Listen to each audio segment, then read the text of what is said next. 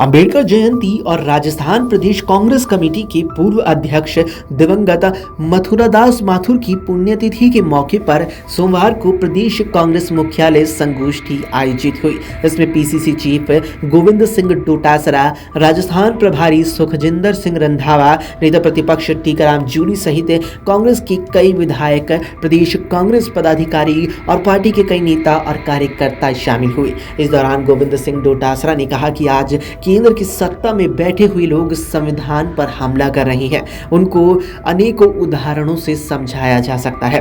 उन्होंने कहा कि संविधान में जो बोलने की आजादी है उसे छीना जा रहा है।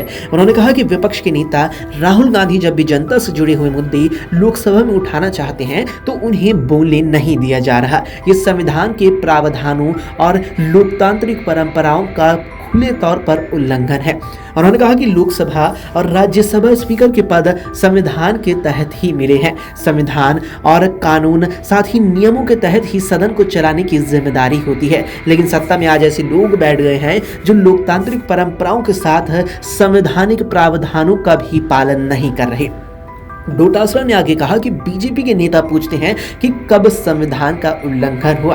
उन्होंने कहा कि देश में संविधान और कानून में प्रावधान है कि हर 5 साल में पंचायती राज संस्थानों और नगर निकायों के चुनाव पूरे कराए जाएं। इसका पालन बीजेपी सरकार क्यों नहीं कर रही। उन्होंने कहा कि संविधान में सभी को समानता का अधिकार है, लेकिन विपक्षी दल का नेता मंदिर में जाए और बीजेपी नेता द्वारा उस मंदिर को गंगा जल से इसलिए धोया जाए कि वो नेता दलित वर्ग से है, तो क्या इसकी इजाजत संविधान देता है? अगर नहीं देता है तो प्रदेश के मुख्यमंत्री चुप क्यों बैठे हैं? और जब ऐसा काम करने वाला बीजेपी का नेता सार्वजनिक रूप से कह रहा है कि कुछ गलत नहीं किया, माफी नहीं मांगूंगा, तो 13 दिन बीतने के बाद भी आज तक उस पर कार्रवाई क्यों नहीं हुई?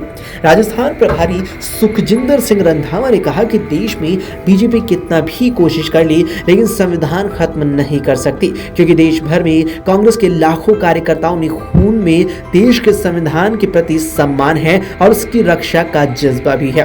उन्होंने कहा कि आरएसएस पर सबसे पहले कार्रवाई भारत के पहले गृह मंत्री सरदार पटेल ने की थी। उन्होंने ये भी कहा कि बीजेपी धार्मिक ध्रुवीकरण की राजनीति तो कर सकती है, लेकिन लोकतंत्र और संविधान कभी खत्म नहीं कर सकती। उन्होंने आगे कहा कि धर्म के आधार पर जब पाकिस्तान बना तो भी देशभक्त जो मुसलमान थे उन्होंने अपने पूर्वजों की भूमि भारत में रहना स्वीकार किया। उन्होंने कहा कि सभी कांग्रेस नेताओं और कार्यकर्ताओं को देश हित में काम करना चाहिए, साथ ही पार्टी की मजबूती के लिए कोई भी कसर नहीं छोड़नी चाहिए, क्योंकि अगर पार्टी मजबूत होगी तो हम भी मजबूत होंगे। वहीं नेता प्रतिपक्ष टीकाराम जूली ने यह भी कहा कि बाबा साहेब भीमराव अंबेडकर ने देश के लोकतंत्र की मजबूती के लिए जो योगदान दिया है उसको कभी नहीं भुलाया जा सकता। उन्होंने कहा कि आज बीजेपी के शासन में देश में क्या हालात हैं किसी से ये छिपे नहीं है। उन्होंने कहा कि बीजेपी की सोच उसी वक्त उजागर हो गई जब देश में पहली बार संविधान लागू हुआ और आरएसएस ने संविधान की प्रतियों को जला दिया था, क्योंकि संविधान में दलितों, महिलाओं, पिछड़ों सहित सभी को समानता का अधिकार बाबा साहिब ने दिया था। अगर आप ये वीडियो YouTube पर देख रहे हैं तो हमारे चैनल को सब्सक्राइब करें और बेल आइकन को दबाना ना भूलें। अगर आप Facebook पर ये वीडियो देख रहे हैं तो हमारे पेज को लाइक करें।